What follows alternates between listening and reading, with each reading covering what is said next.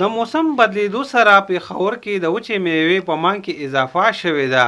د وجود ګرم ساتلو دپاره د یخنۍ په موسم کې د وچې میوې په څه کې چې اخروټ، بادام، کاجو، پستا او نورې میوې شاملې دي د دې په خوراک کې اضافه کیږي.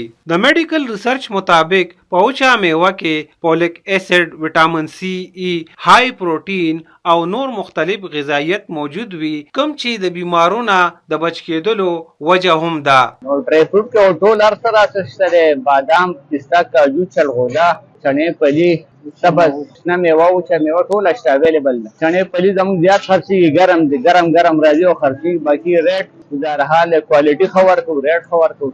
الحمدلله، بس فضل د الله، کرم د الله. یو طرف ته د یخنۍ په موسم کې د وچې میوې استعمال زیات شوی دی، نو بل طرف ته خلک د ګرانۍ نه هم پریشانه دي. هغه هم دي چې ډرای فروټ لا د یخنۍ موسم دی، ډرای فروټ ډېر مانګ دی، خو خبره دا ده چې ګراني ده نو لږ دغه کم شوی دی.